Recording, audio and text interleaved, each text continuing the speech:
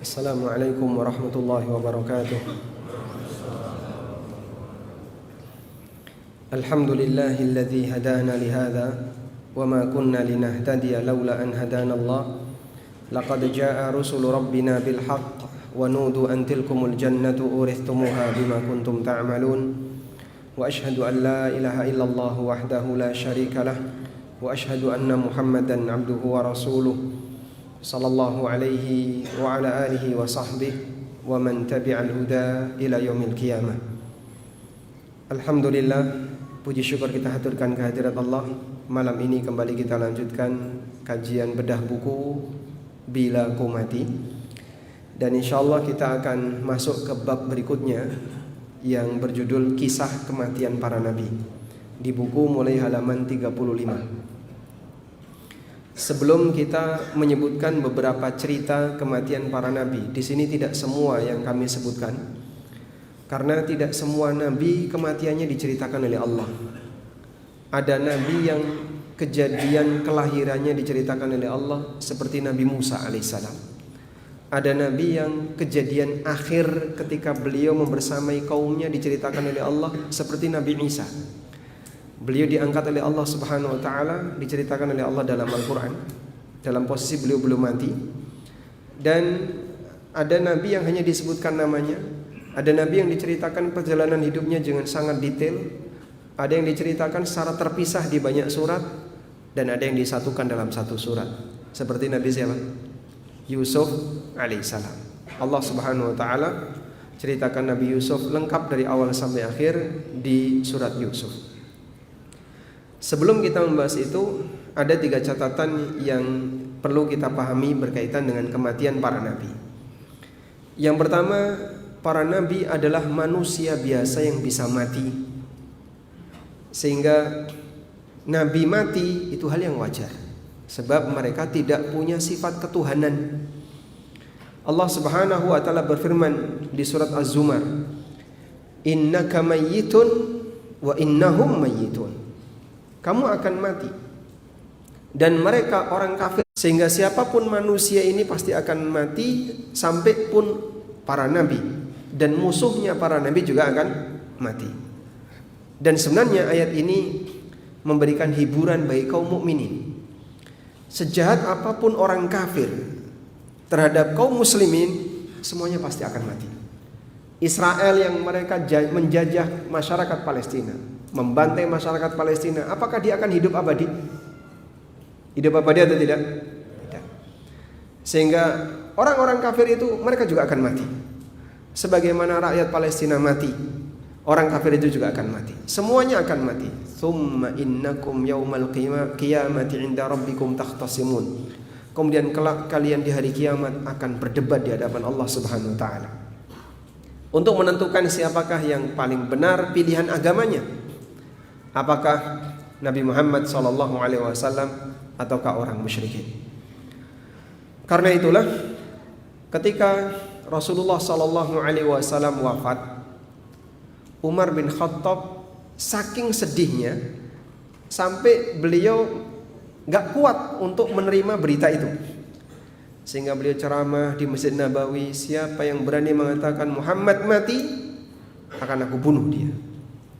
Umar ceramah panjang sekali untuk meyakinkan kepada masyarakat bahwasanya Nabi Muhammad SAW belum mati, tapi beliau mendatangi panggilan Allah selama sekian hari dan nanti beliau akan pulang. Abu Bakar As-Siddiq radhiyallahu anhu, pada saat peristiwa wafatnya Nabi SAW, beliau tidak ada di Madinah. Ketika beliau pulang ke Madinah, beliau langsung menemui jasadnya Rasulullah SAW tanpa bertanya kepada siapapun, karena beliau ingin mendapatkan berita primer, bukan berita sekunder.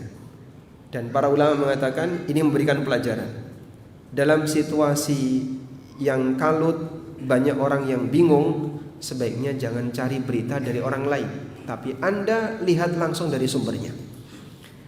Hingga Abu Bakar As-Siddiq radhiyallahu anhu menjumpai jasad Rasulullah sallallahu alaihi wasallam. Lalu diperiksa, memang Nabi SAW sudah mati. Dan beliau mengatakan, tabat nafsuka hayyan wa maita. Engkau adalah jiwa yang baik, baik ketika hidup maupun ketika mati. Lalu Abu Bakar ke masjid, kemudian beliau minta kepada Umar, ijlis ya Umar. Kemudian Abu Bakar ceramah.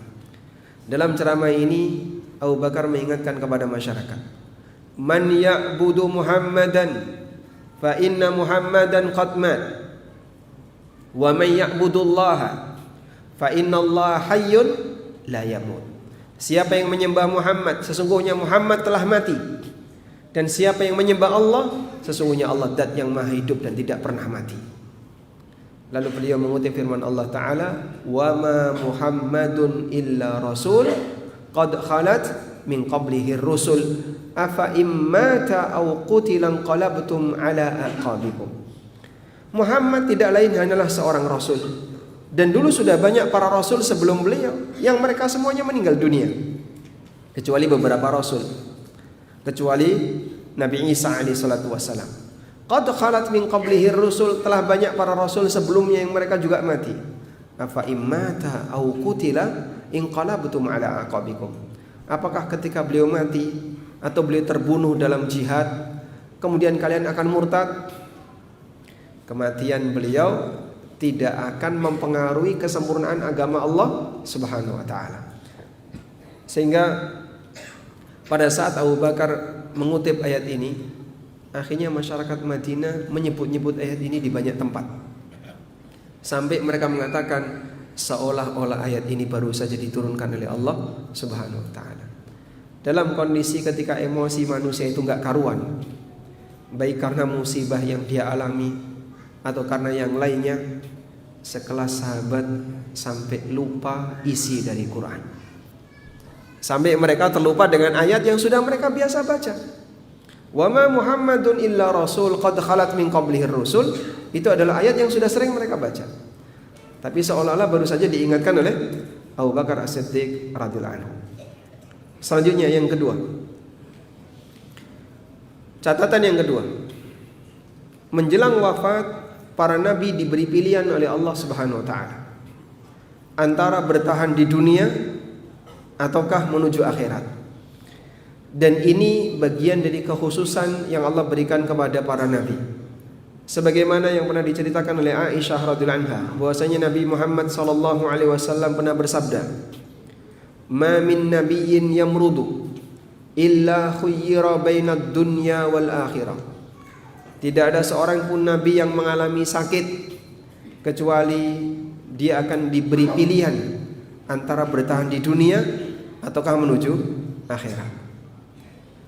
Dalam hadis yang lain, ketika Rasulullah sallallahu alaihi wasallam sedang sakit menjelang wafatnya, tiba-tiba beliau mengucapkan ma'alladzina an'amallahu alaihim. Aku ingin bersama dengan orang-orang yang telah diberi nikmat oleh Allah. Kata Aisyah radhiyallahu anha, di situ aku menyadari innahu khuyyir. Nabi sallallahu alaihi wasallam sedang diberi pilihan, mau bertahan hidup atau mati. Karena Rasulullah sallallahu alaihi wasallam pernah menceritakan kepada Aisyah, innahu lam yuqbad nabiyyun qattu hatta yara maq'adahu minal jannah thumma yahya aw yukhayyar. Tidak ada seorang pun nabi yang menjelang wafat kecuali ditampakkan oleh Allah tempatnya di surga, lalu dia dikasih pilihan, mau bertahan hidup ataukah mati.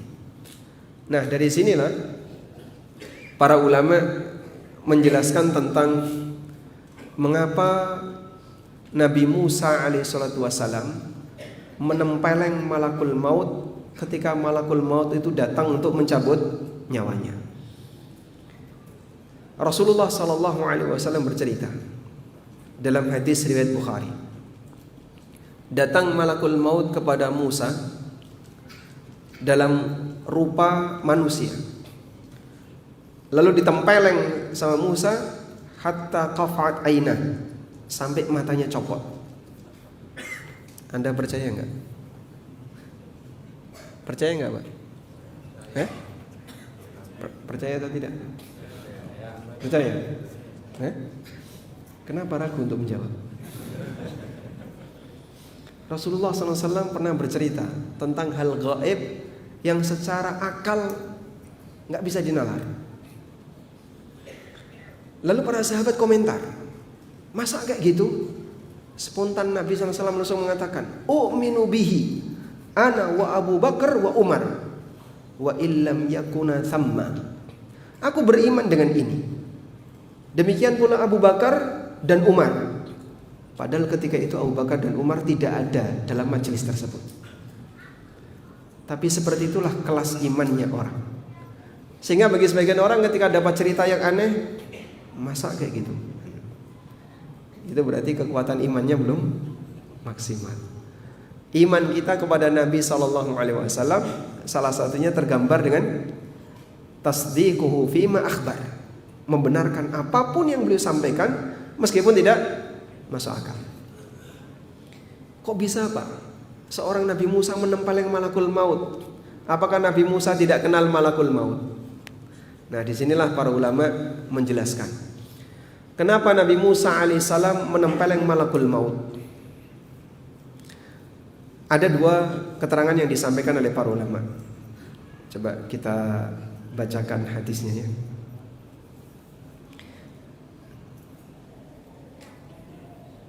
Sebentar. Biar bisa connect internet.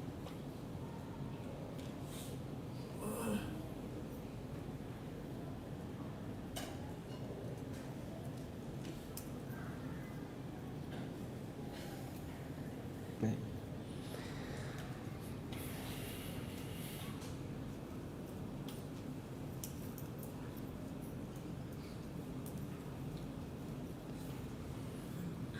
Nah,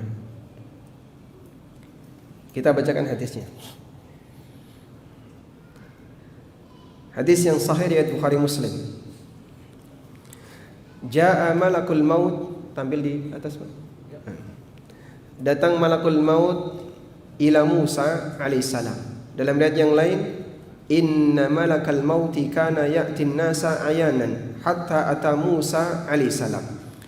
Malakul maut mendatangi Musa dalam rupa yang bisa dilihat oleh mata manusia, dalam rupa berwujud seperti manusia. Faqala lahu ajib rabbak. Lalu malakul maut mengatakan kepadanya, ajib rabbak, datangi panggilan Rabbmu.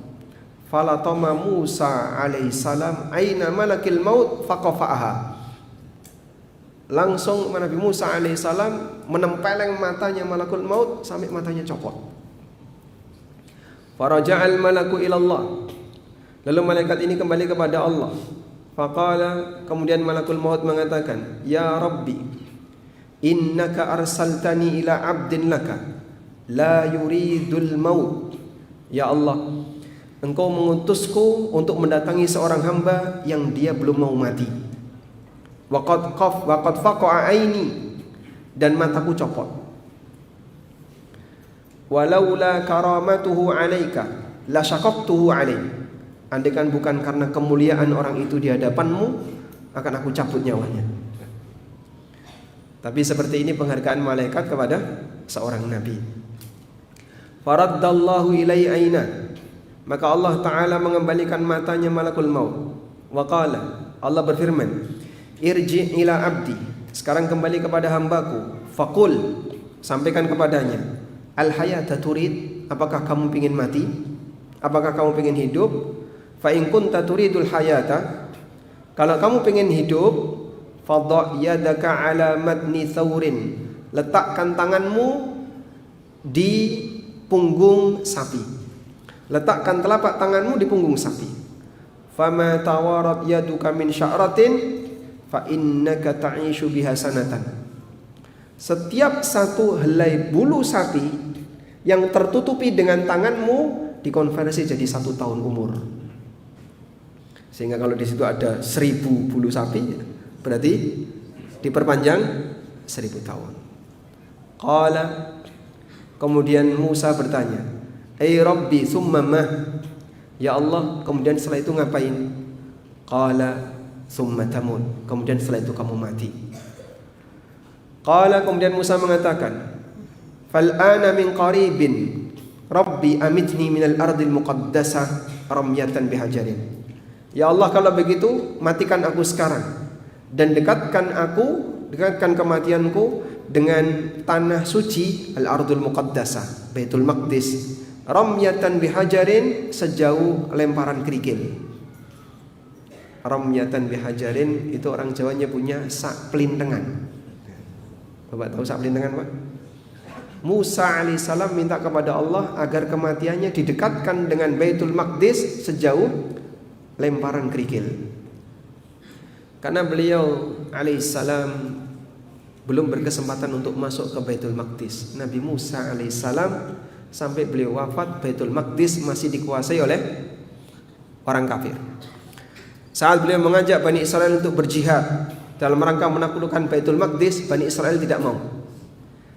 Sampai mereka mengatakan, idhab anta wa rabbuka faqatila innaha huna qa'idun. Wahai Musa, silakan kamu berangkat bersama Tuhanmu dan berperang berdua, kami tunggu hasilnya di sini. Perkataan siapa? Bani Israel. Sehingga sepanjang perjalanan sejarah, Baitul Maqdis ini jadi rebutan antara Muslim dan kafir. Musa sendiri sampai beliau wafat belum masuk Baitul Maqdis.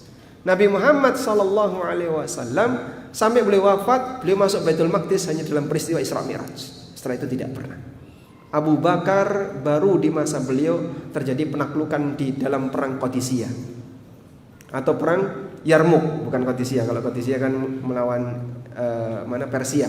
Dalam perang Yarmuk. Di zaman Umar, Baitul Maqdis masuk wilayah kaum muslimin.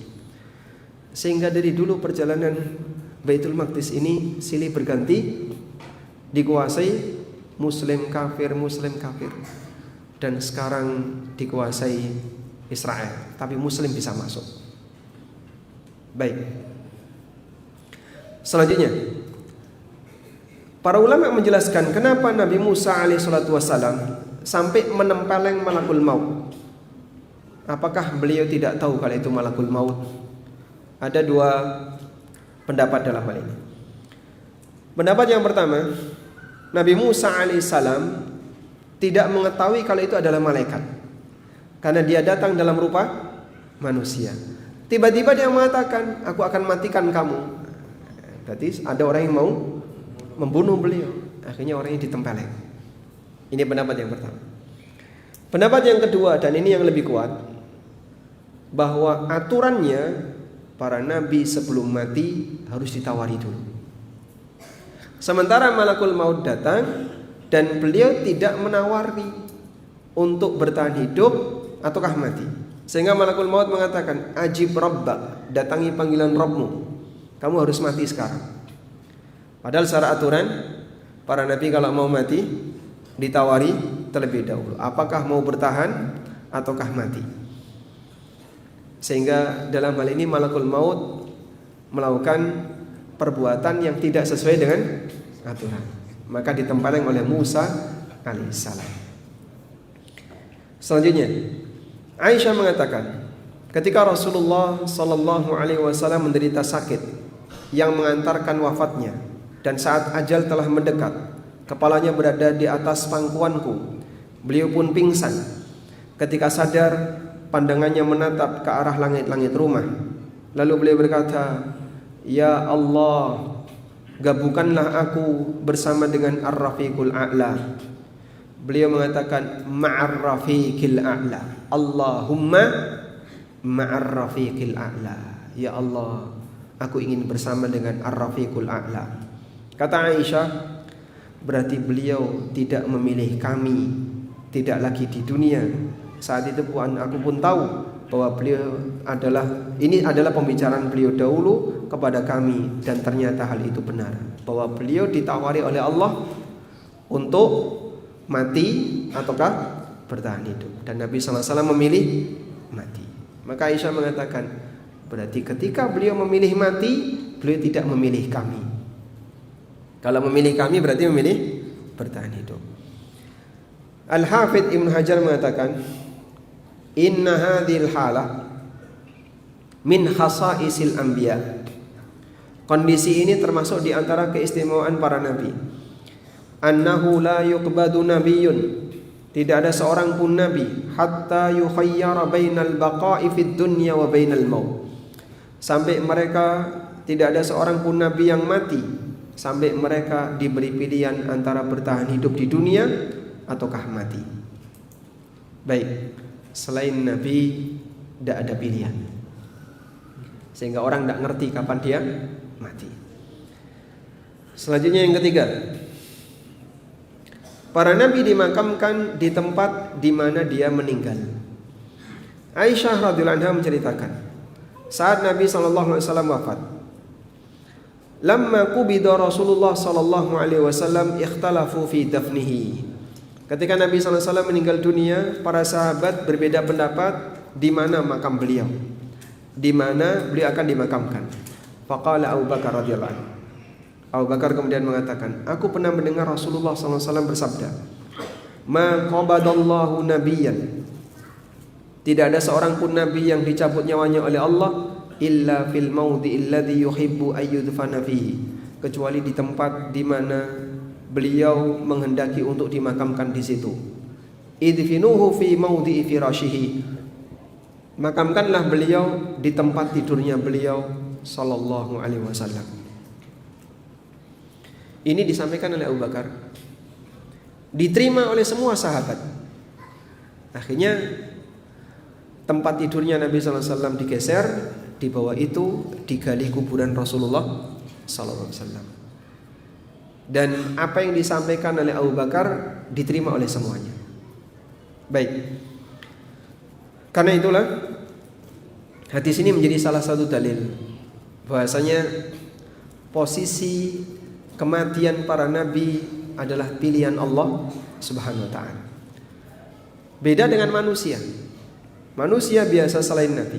Anda misalnya mati di Jakarta, keluarga berembuk, terus dikuburkan di mana? Sesuai hasil keputusan keluarga. Para nabi dimakamkan bukan dari ijtihad sahabat, tapi atas pilihan Allah Subhanahu wa taala. Karena Allah berfirman, wa ma tadri nafsun bi ayyi ardin tamut. Tidak ada satupun jiwa yang tahu di mana dia akan mati. Sehingga ketika Allah Subhanahu wa taala tetapkan jiwa A mati di tempat A, jiwa B mati di tempat B. Ketika Nabi ditetapkan mati di tempat tertentu, berarti itu adalah pilihan Allah Subhanahu wa taala. Baik. Selanjutnya kita akan beralih ke cerita wafatnya Nabi Muhammad sallallahu alaihi wasallam. Kalau Bapak Ibu lihat di buku Bilaku Mati, kami hanya menceritakan 6 nabi atau 5, 6 ya. Berapa? Ya, 6 tentang para nabi atau 7 nabi. Nabi Muhammad SAW, Nabi Isa, Nabi Musa, Nabi Sulaiman, Nabi Yakub, dan tentang Nabi Khidir dan Nabi Ilyas yang diyakini kalau beliau masih hidup sampai sekarang. Dan ini menjadi salah satu alasan sebagian orang sufi untuk mengatakan aku dapat wangsit dari Nabi Khidir. Lalu dia bilang diajari amalan A, diajari amalan B, diajari wirid A, wirid B, yang itu semuanya tidak ada dalilnya. Nabi-nabi yang namanya kami sebutkan di sini karena ada riwayat yang menyebutkan tentang itu. Nabi Muhammad SAW riwayatnya paling lengkap. Nabi Isa alaihissalam sebagian disebutkan dalam Al-Quran dan sebagian disebutkan dalam hadis. Nabi Musa alaihissalam disebutkan dalam hadis. Nabi Sulaiman Allah ceritakan dalam Al-Quran bagaimana kematiannya. Nabi Yakub pesan terakhir beliau sebelum beliau wafat, dan tentang polemik Nabi Khidir apakah telah mati ataukah masih hidup. Baik, sekarang kita akan menuju wafatnya Nabi Muhammad sallallahu alaihi wasallam di halaman 39. Berkaitan dengan wafatnya Nabi Muhammad sallallahu alaihi wasallam, pelajaran penting yang mau kita ambil adalah wasiat-wasiat beliau menjelang wafat. Namun sebelum membahas itu, kita akan lihat kondisi atau catatan sejarah terkait kematian beliau. ulama sepakat bahwa Nabi SAW wafat hari Senin tahun 11 Hijriah. Sehingga dari perjalanan haji wada sampai wafatnya Nabi SAW terpaut berapa bulan? Zulhijjah, terus Muharram, Safar, Rabiul Awal. Sehingga hanya terpaut kurang lebih 2 sekian hari, 2 bulan sekian hari. Hanya saja mereka berbeda pendapat tentang tanggal wafatnya Rasulullah Sallallahu Alaihi Wasallam. Jumhur ahli sejarah mengatakan bahwa Nabi Sallallahu Alaihi Wasallam wafat tanggal 12 Rabiul Awal. Hari Seninnya pasti, karena ini disebutkan dalam dalil, dan tanggalnya 12 Rabiul Awal menurut pendapat jumhur. Sedangkan hari kelahiran Nabi Muhammad SAW, ulama beda pendapat. Lebih kuat perbedaan yang terjadi di kalangan para ulama terkait hari kelahiran beliau daripada hari wafatnya beliau. Kenapa, Pak? Karena hari kelahiran itu tidak ada kaitannya dengan urusan syariat. Hari kelahiran. Hari kelahiran ini membatasi apa, Pak? Batasan apa yang ada dalam hari kelahiran Nabi SAW? Tidak ada ya, hanya catatan sejarah. Di sini hanya catatan sejarah. Tapi kalau hari wafat, ini terkait batasan apa? Kapan wahyu berhenti? Titik terakhir wahyu berhenti di hari wafatnya Nabi SAW. Maka hari wafatnya Rasulullah SAW berkaitan dengan masalah syariat. Kapan sudah tidak ada lagi syariat baru?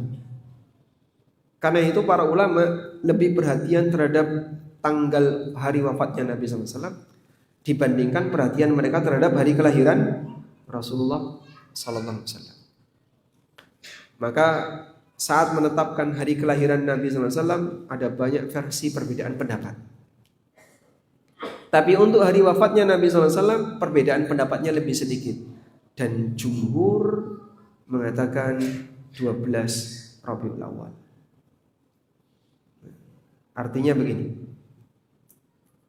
jika 12 Rabiul Awal ini diperingati sebagai hari apa? Maulid. Sebenarnya lebih dekat kemana? Peringatan kelahiran. Peringatan kelahiran atau kematian? Tergantung niat Pak Ustadz. Andai kan orang punya tanggal yang sama, lahir 1 Desember, mati 1 Desember, 1 Desember diperingati, itu peringatan kelahiran atau kematian? Kelahiran. Tergantung. Mereka beralasan tergantung niat Pak Ustadz. Masalahnya hari kelahiran Nabi SAW lebih tidak jelas daripada hari wafatnya beliau. Sebab para ulama sejarah kurang begitu perhatian dengan hari kelahiran beliau. Kan tidak ada konsekuensi apapun. Beliau lahir, wahyu belum turun. Tapi saat beliau wafat, nah ini batas akhir. Yang setelah itu tidak akan mungkin ada wahyu turun. Baik. Hanya saja ada yang berpendapat diukur dari atau ditarik dari haji yang dilakukan oleh Nabi SAW, Haji Akbar. Haji Akbar itu jatuh di hari Jumat. Haji Akbar itu tanggal berapa? Haji Akbar tanggal 9 Zulhijjah.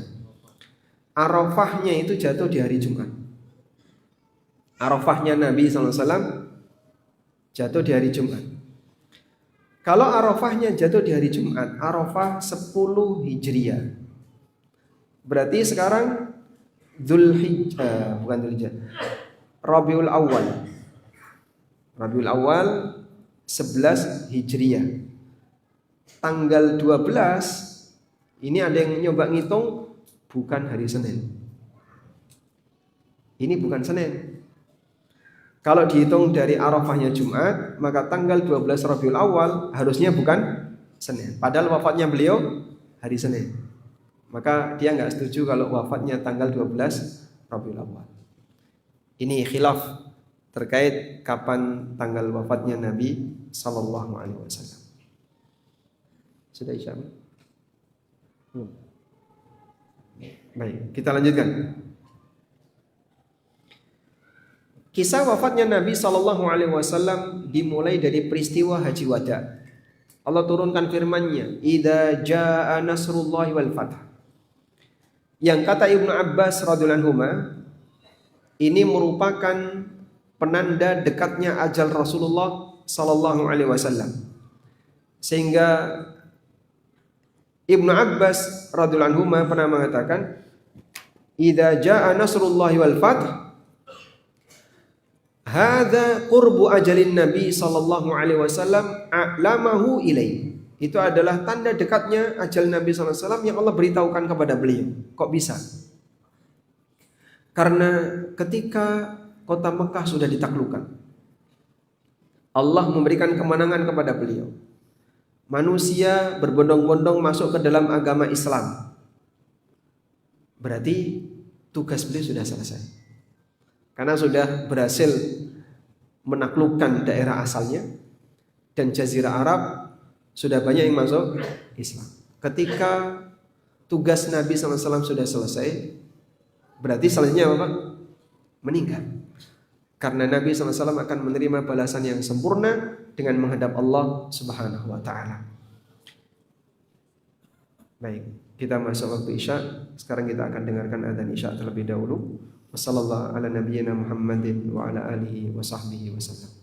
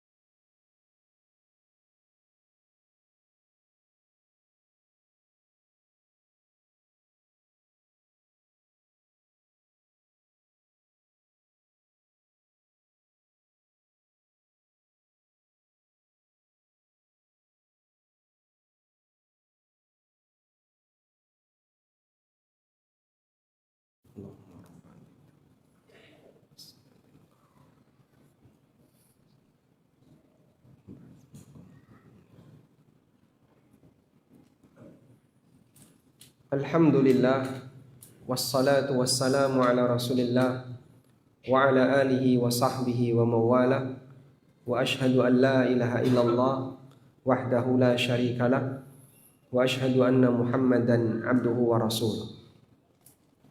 Kita akan coba bacakan secuil keterangan dan riwayat tentang proses wafatnya Rasulullah sallallahu alaihi wasallam sebagai manusia yang terbaik dan orang yang paling kita cintai.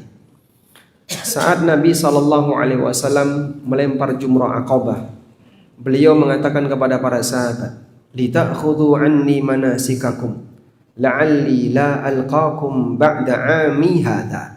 Pelajarilah manasik dariku.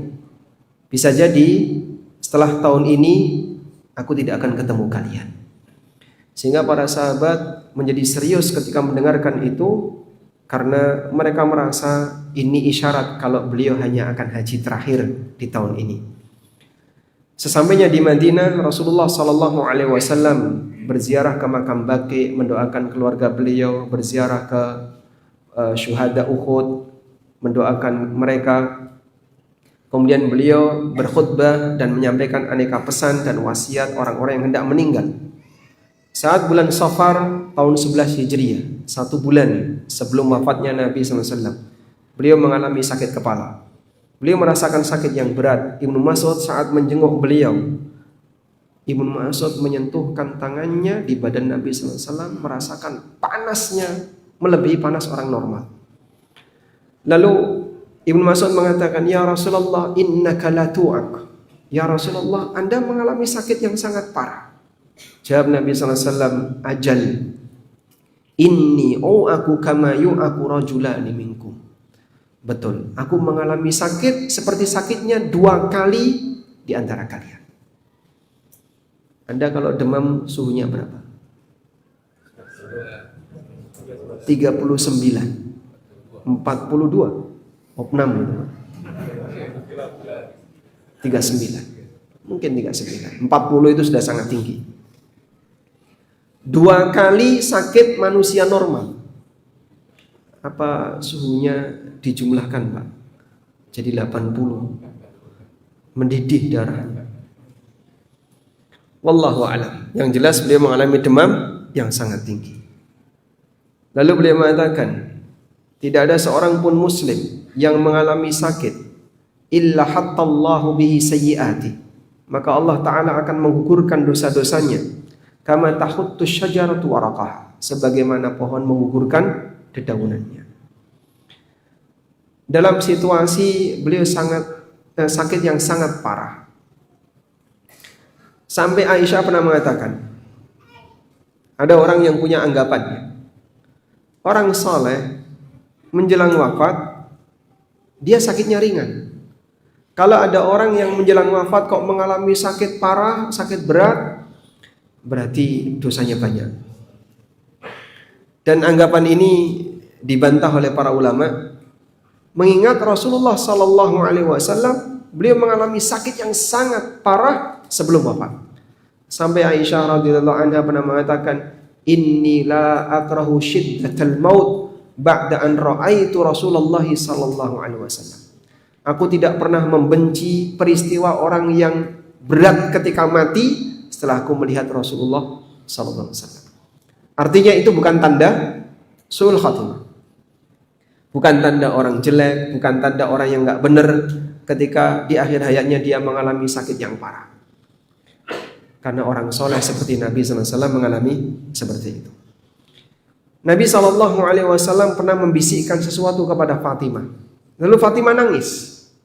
Setelah itu dibisikkan kembali, terus Fatimah tersenyum. Aisyah radhiyallahu anha yang melihat itu penasaran. Kemudian beliau tanya kepada Fatimah, dibisiki apa kok sampai berubah? Sebelumnya nangis, kemudian tersenyum. Kata Fatimah, aku tidak akan bocorkan sebelum Rasulullah SAW wafat. Bertahanlah keponya Aisyah kepada Fatimah sampai wafatnya Nabi SAW. Nah, dalam bisikan itu Nabi SAW menyampaikan kepada Fatimah, wa inni la aral ajala illa qad iqtaraba fattaqillaha wasbiri fa inna ni'mas salafi ana laki. Menurutku, aku merasa bahwasanya ajal telah dekat. Maka bertakwalah kepada Allah dan bersabarlah. Coba lihat kalimat ini. Fa inna ni'mas salafu ana laki. Sebaik-baik salaf adalah aku laki bagimu. Salaf artinya pendahulu. Disinilah arti kata salaf secara makna bahasa.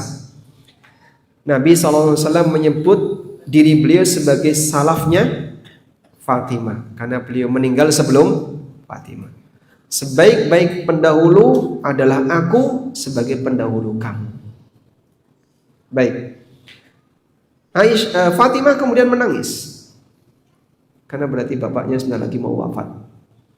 Lalu Nabi SAW membisikkan yang kedua, ya Fatimah, ama tarda an takuni sayyidatan nisa'il mu'minin. Wahai Fatimah, apa engkau tidak merasa senang ketika engkau menjadi pemimpin bagi wanita kaum mukminin, wanita surga? Kemudian Fatimah tersenyum. Dan jarak wafatnya Nabi SAW dengan Fatimah hanya 6 bulan. Pasca wafatnya Rasulullah SAW, 6 bulan berikutnya Fatimah meninggal dunia. Hadis sahih riwayat Bukhari. Selama hari-hari sakitnya Rasulullah SAW banyak berwasiat. Di antaranya beliau berwasiat untuk menjaga hubungan baik dengan masyarakat Ansar karena mereka telah berjasa besar kepada Rasulullah SAW dan para sahabat, mendukung perjuangan beliau, memberikan tempat untuk beliau. Sampai beliau mengatakan, usikum bil ansar, aku wasiatkan kalian untuk bersikap baik kepada para sahabat Ansar. Fa innahum karishi wa aibati wa qad qadaw alladhi alaihim wa baqiya alladhi lahum faqbalu min muhsinihim wa tajawazu an musiihim. Aku berwasiat kepada kalian untuk berbuat baik kepada kaum Ansar karena mereka adalah penopang dan tempat rahasiaku. Mereka telah menunaikan kewajibannya. Mereka masih tersisa hak mereka. Maka terimalah kebaikan dari orang yang berbuat baik dan maafkan kesalahan orang yang telah berbuat salah di antara mereka.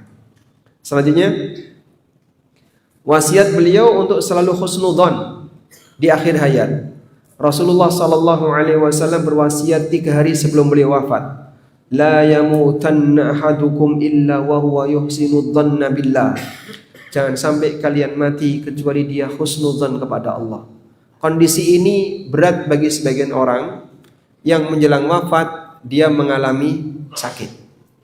Sehingga ada orang ketika sakit lama enggak sembuh-sembuh, dia merasa seperti dizalimi oleh Allah. Sampai kadang dia bilang, ya Allah, dosaku itu apa? Kenapa saya diberi sakit seperti ini? Kesalahanku itu apa? Dia lupa dengan kesalahan. Dia suudzon kepada Allah dengan sakit yang dia derita. Maka Nabi SAW ngasih peringatan, la yamutanna ahadukum illa wa huwa yuhsinu billahi dhanna. Jangan sampai kalian mati kecuali dia husnudzon kepada Allah Subhanahu wa taala. Kalaupun seorang hamba diberi ujian oleh Allah, bukan berarti bahasanya Allah telah mendolimi dirinya. Jika dia tidak pernah punya dosa, maka ujian yang dialami akan mengangkat derajatnya. Lihatlah Nabi kita SAW, manusia terbaik tapi diuji oleh Allah dengan ujian yang tidak diterima oleh manusia yang derajat takwanya di bawah beliau SAW. Beliau juga berwasiat untuk menjaga salat. Kata Ali bin Abi Thalib, kana akhiru kalami Rasulullah sallallahu alaihi wasallam as-salata as-salat, ittaqullaha fima malakat aymanukum. Jaga salat, bertakwalah kepada Allah dalam menangani budak-budak kalian. Beliau juga berwasiat agar Yahudi diusir dari Jazirah Arab. Dan ini baru terlaksana di zaman Umar. Sehingga di masa Nabi SAW, Yahudi masih ada di Jazirah Arab. Demikian di masa Abu Bakar. Baru diusir di zaman Amirul Mukminin Umar bin Khattab radhiyallahu anhu. Kemudian beberapa peringatan beliau terkait kuburan beliau. Beliau melarang keras membangun masjid di atas kuburan.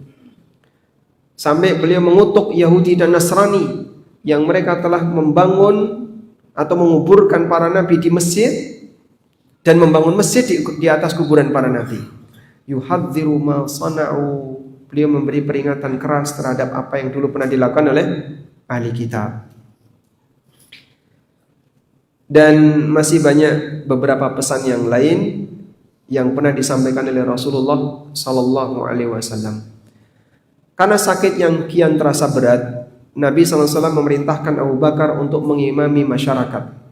Abu Bakar pun menjadi imam salat selama beberapa hari di masa hidupnya Rasulullah sallallahu alaihi wasallam. Sebab Nabi sallallahu alaihi wasallam tidak bisa bangun dari tempat tidur beliau, sehingga yang imami Abu Bakar As-Siddiq. Sehari sebelum wafat, beliau bersedekah beberapa dinar. Lalu Nabi sallallahu alaihi wasallam mengatakan, "La nurithu ma taraknahu sadaqah." Kami tidak meninggalkan warisan. Kami di sini siapa? Beliau tidak mengatakan aku tidak meninggalkan warisan, tapi beliau mengatakan la nurith. Pakai domir, pakai kata ganti kami.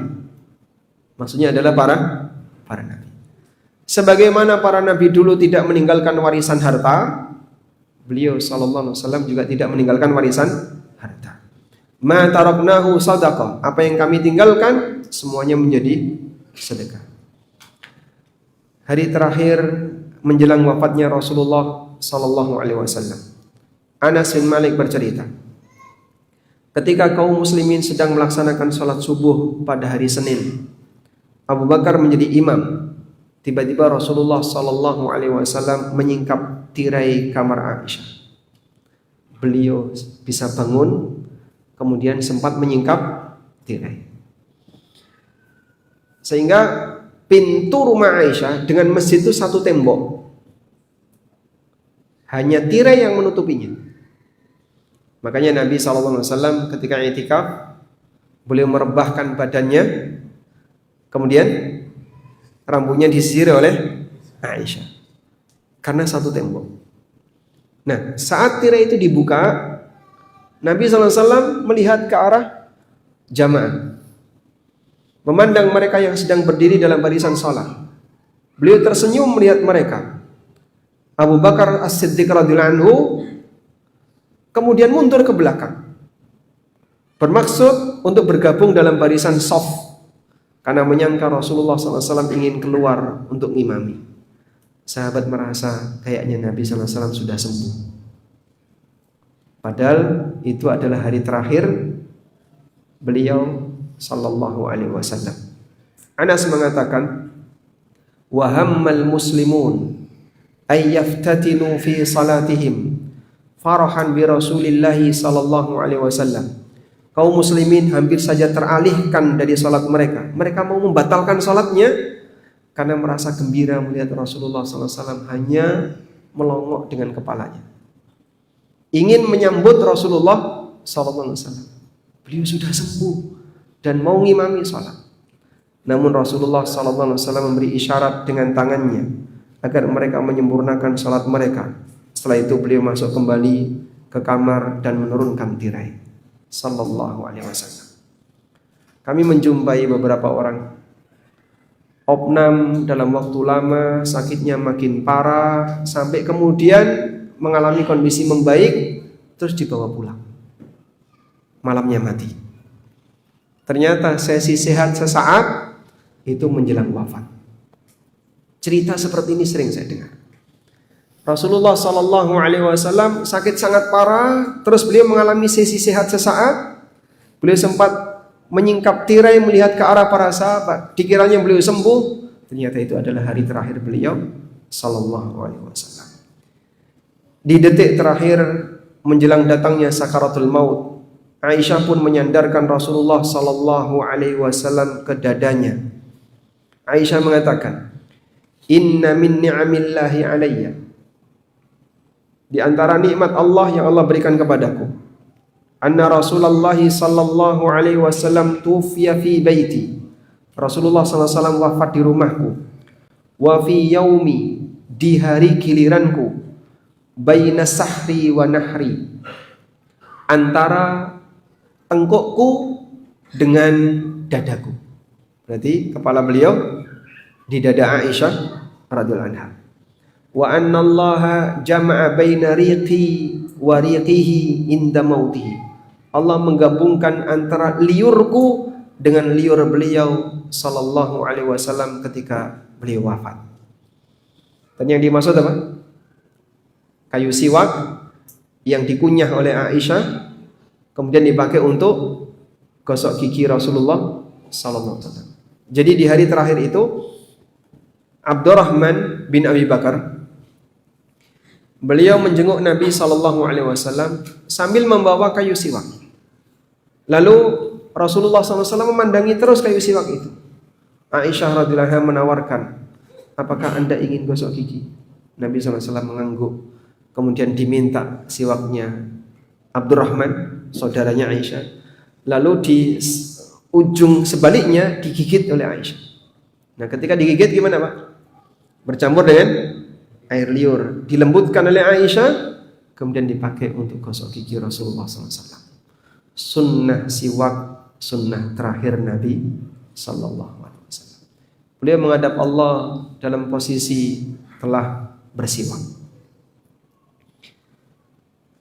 Selanjutnya di saat terakhir Rasulullah sallallahu alaihi wasallam sempat menutupkan wajahnya, lalu beliau buka lagi, kemudian beliau mengatakan la ilaha illallah inna lil mauti la sakarat. La ilaha illallah, sesungguhnya kematian itu memiliki sekarat. Sakaratul maut yang sangat berat. Aisyah melanjutkan, belum lama setelah beliau selesai bersiwak, beliau mengangkat jarinya dan pandangannya menatap ke arah langit. Bibirnya bergerak pelan, maka Aisyah pun mendekatkan telinganya untuk mendengar apa yang beliau ucapkan. Ternyata beliau mengucapkan kalimat Allahumma gfirli warhamni wa alhiqni birrafiqil a'la. Ya Allah, ampunilah aku, rahmatilah aku, dan kumpulkan aku bersama ar-rafiq al-a'la, teman-teman tertinggi, orang-orang saleh, arwahnya para nabi. Pada hari Senin Rabiul Awal, awal tahun 11 Hijriah, Nabi sallallahu alaihi wasallam wafat, dan itu adalah hari menurut Anas bin Malik terasa gelap gulita dengan wafatnya manusia tercinta Rasulullah sallallahu alaihi wasallam. Manusia terbaik yang pernah menginjakkan kakinya di atas muka bumi telah wafat. Demikian cerita singkat dari wafatnya Rasulullah sallallahu alaihi wasallam. Nah, kemudian karena para sahabat dirundung sedih yang mendalam, sampai Umar bin Khattab radhiyallahu anhu gak terima dengan peristiwa itu. Orang yang tegas, begitu mentalnya kena, terkadang berubah. Sehingga sampai beliau mengatakan, inna rijalan minal munafiqin yas'umuna anna Rasulullah SAW tufiya. Orang munafik, mereka yang menganggap bahwasanya Nabi SAW sudah wafat. Di Umar mengatakan, yang mengatakan Nabi SAW wafat itu siapa? Munafik. Padahal Rasulullah SAW belum mati, tapi beliau menghadap Allah untuk sementara, sebagaimana Musa menghadap Allah untuk sementara selama 40 hari. Sampai kemudian Abu Bakar datang. Beliau datang menaiki kudanya dari rumahnya di daerah Sunnah hingga tiba dan turun. Beliau masuk ke masjid tanpa berbicara dengan siapapun, lalu langsung menemui Aisyah radhiyallahu anha.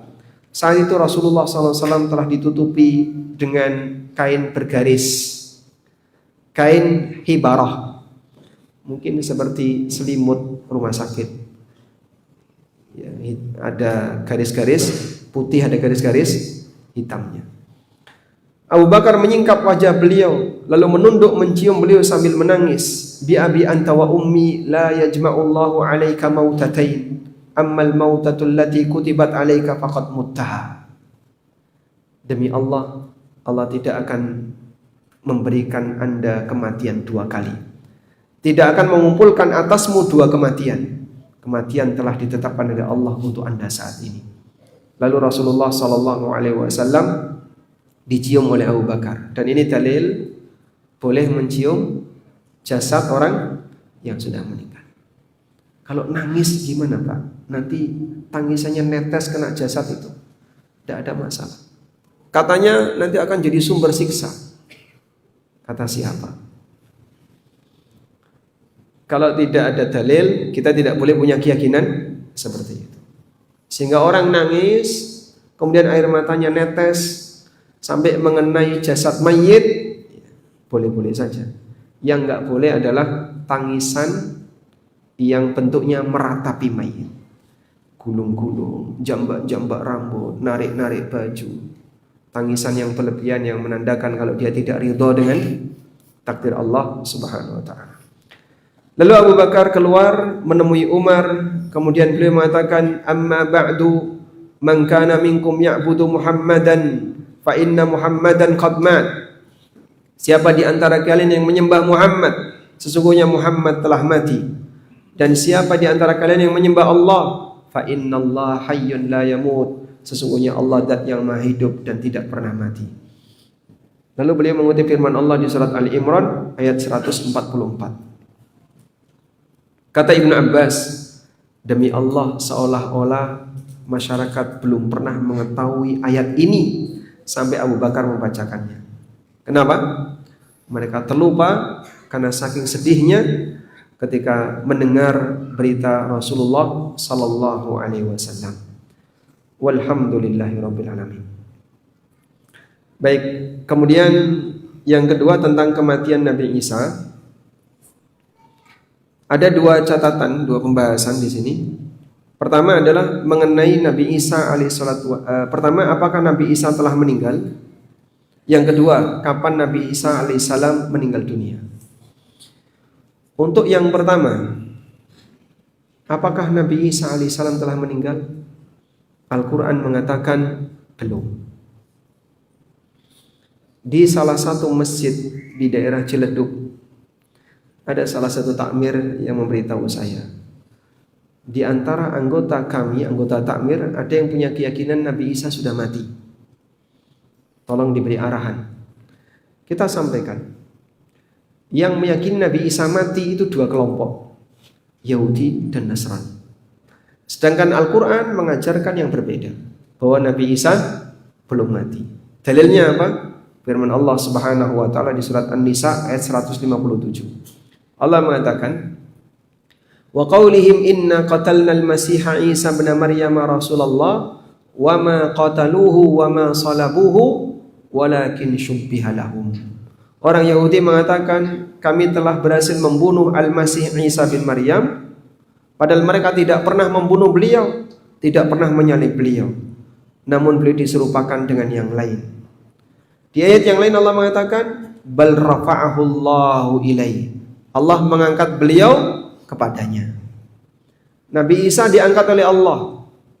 Yang diangkat itu ruhnya, jasadnya, ataukah ruh dan jasad? Yang mana? Kalau beliau hanya diangkat ruhnya, berarti sama seperti yang lain. Artinya mati. Kalau beliau diangkat jasadnya, ruhnya kemana? Tidak mungkin. Sehingga yang diangkat adalah roh dan jasad. Maka beliau sallallahu alaihi wasallam belum mati. Bal rafa'ahu Allahu ilaihi wa kana Allahu azizan hakima. Selanjutnya, ketika Nabi Isa alaihissalam masih hidup, lalu kapan beliau akan mati? Ada keterangan mengenai wafatnya Nabi Isa alaihissalam yang disebutkan dalam hadis,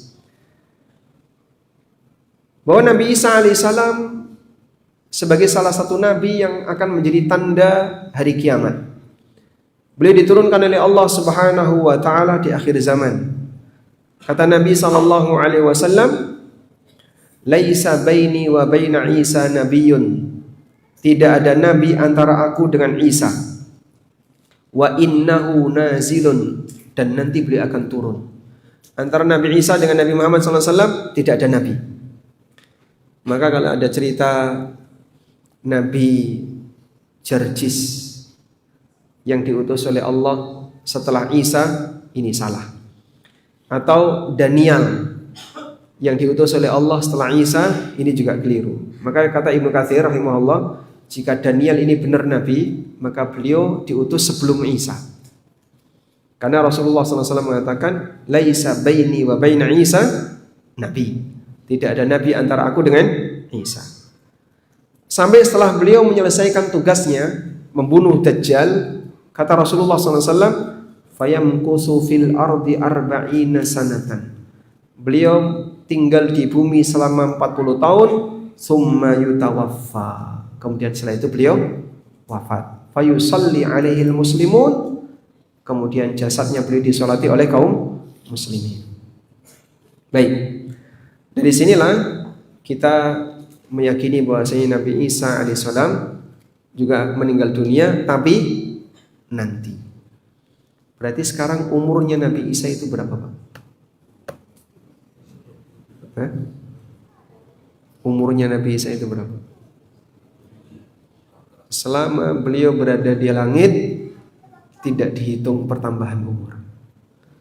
Sehingga usia Nabi Isa alaihissalatu wassalam saat diangkat oleh Allah, usianya 33 tahun. Dan diturunkan oleh Allah di usia yang sama. Lalu beliau sallallahu alaihi wasallam setelah selesai menjalankan tugasnya, membunuh Dajjal, mengamankan kaum muslimin dari Ya'juj dan Ma'juj, kemudian memimpin kaum muslimin selama sekian tahun. Setelah itu beliau wafat alaihi salatu wassalam. Walhamdulillahirabbil alamin. Baik, mungkin itu yang bisa kita bahas. Semoga apa yang kita sampaikan ini bermanfaat. Wassallallahu ala nabiyyina Muhammadin wa ala alihi wa sahbihi wasallam.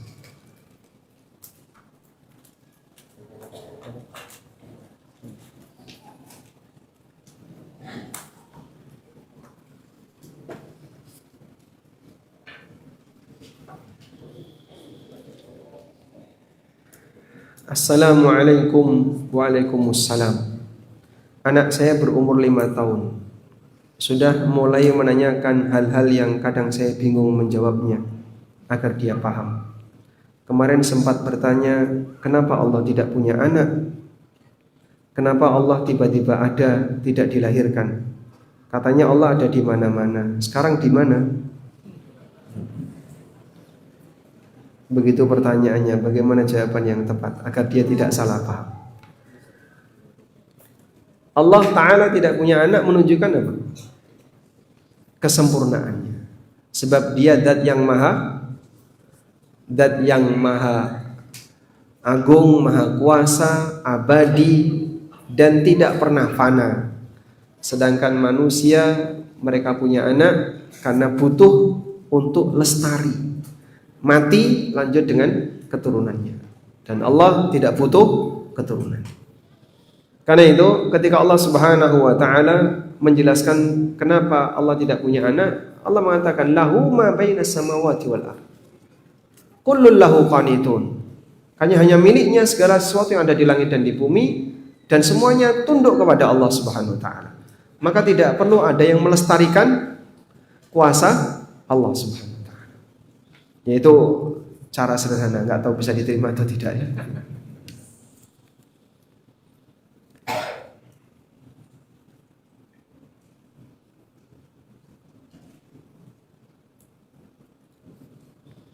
Assalamualaikum warahmatullahi wabarakatuh.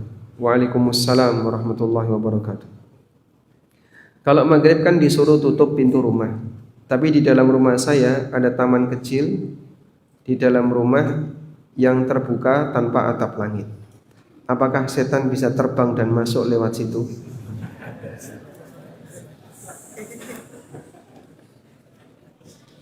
Walaupun pintu ditutup, setan bisa tembus. Jadi yang dimaksud dalam hadis itu adalah mengajarkan kepada kita agar anak-anak kecil ketika masuk maghrib, Rasulullah SAW perintahkan kufu sibyanakum, tahan anak-anak kalian, jangan dibiarkan berkeliaran. Karena ketika itu setan-setan sedang bermunculan. Ya? Sebab dalam situasi ketika matahari terbenam, setan berusaha untuk berada di tempat terbenamnya matahari agar dia disembah oleh orang yang sujud kepada matahari. Lalu saat matahari terbenam, mereka mulai bermunculan. Nah, dikhawatirkan kalau anak-anak dibiarkan liar bermain di luar, nanti kerasukan. Oleh karena itu mereka ditahan. Sehingga yang penting diamankan di titik yang aman, bisa di masjid atau di dalam rumah, agar mereka terhindar dari potensi kerasukan jin. Kalau bicara mereka nanti bisa lompat pagar, kemudian masuk lewat atas karena tidak ada tutup atapnya. Ya, mereka punya kemampuan untuk nembus tembok. Cuman bukan itu maksudnya. Andaikan ada orang punya rumah tanpa atap,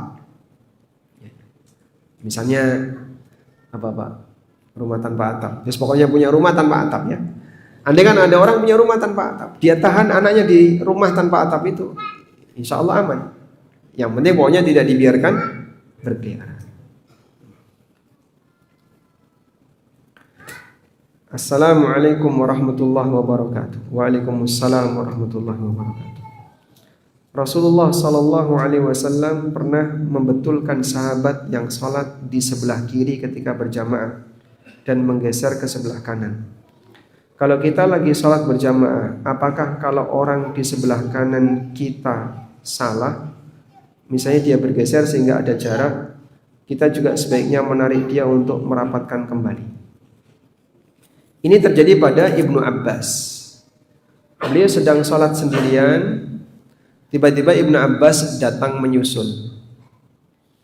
Dan itu beliau sudah takbiratul ihram. Ibnu Abbas datang langsung berdiri di sebelah kiri Rasulullah SAW. Akhirnya dipindahkan oleh Nabi SAW ke sebelah kanan. Mindahnya gimana Pak? Dari depan atau belakang? Depan atau belakang? Kenapa belakang? Agar tidak melewati beliau yang sedang sholat. Dan ini dijadikan dalil oleh ulama Hambali dan yang lainnya. Berdiri di sebelah kiri imam sendirian, sholatnya batal. Berdiri di sebelah kiri imam sendirian, sholatnya batal. Contoh ya, ada makmum masbuk di saf terakhir, ya, di sebelah paling kiri. Kemudian sholat sudah selesai, maka makmum masbuk ini ngapain? Nambahi kekurangan ya. Tiba-tiba datang orang masuk masjid, dia ingin bermakmum dengan yang nambahi tadi. Nah, karena di sebelah kanan makmum masbuk ini ada orang, maka dia langsung berdiri di sebelah kirinya. Paham kejadiannya ya? Baik. Bapak bayangkan masjid ini di sebelah ini arah mana? Di arah selatan ya, arah selatan. Belakang saya kiblat arah selatan. Makmum masbuk paling selatan. Saat nambahi rakaat yang tertinggal, ada orang masuk masjid, ingin bermakmum dengan orang ini. Karena di sebelah kanan makmum masbuk ini ada orang, maka dia berdiri di sebelah kiri, langsung nepuk terus takbiratul ihram. Jika Anda sebagai makmum masbuk ini, apa yang Anda lakukan? A. Membatalkan sholat. B. Menyuruh dia batal. C. Bingung. Anda bergeser. Kalau dia ditarik ke kanan kan tidak bisa, maka posisi Anda yang geser sehingga dia ke tembok. Ya masih ada space, bukan tembok ya. Anda bergeser sehingga nanti dia berada di sebelah kanan Anda. Baik. Kalau ada orang yang tidak rapat ketika sholat, ya boleh kita tarik. Pertanyaannya sekarang, nariknya ke arah mana? Mendekat ke imam. Nariknya mendekat ke imam. Jadi nariknya ke kanan atau ke kiri, Pak? Karena yang merapat, yang ke kanan semua, ke kiri semua. Ya. Maka nariknya ke arah tengah, mendekat ke imam. Nah.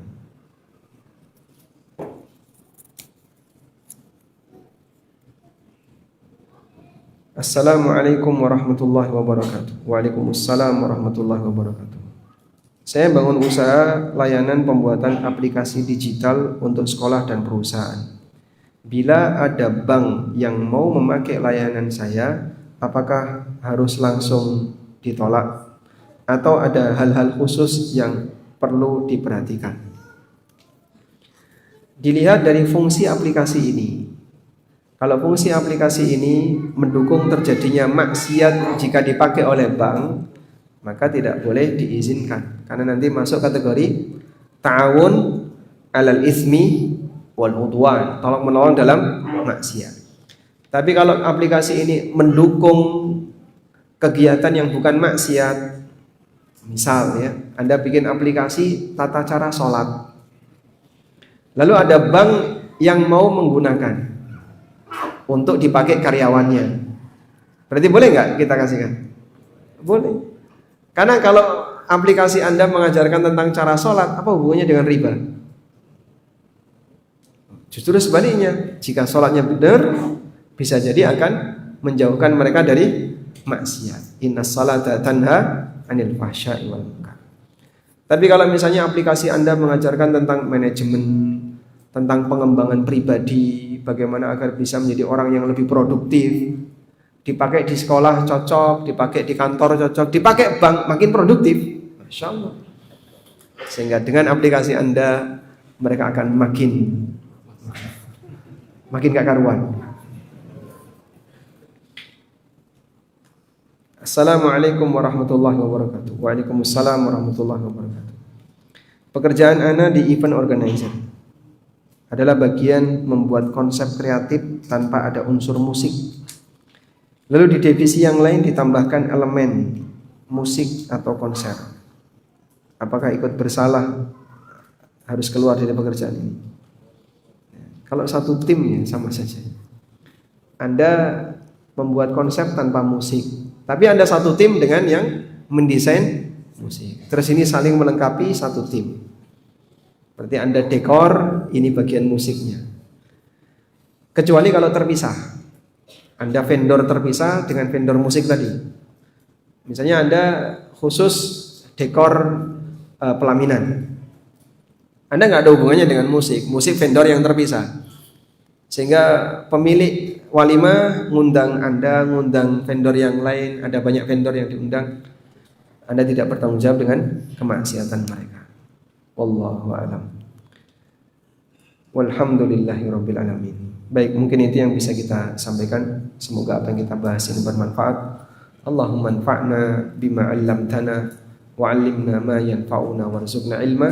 Wassallallahu ala nabiyyina Muhammadin wa ala alihi wa sahbihi wa sallam.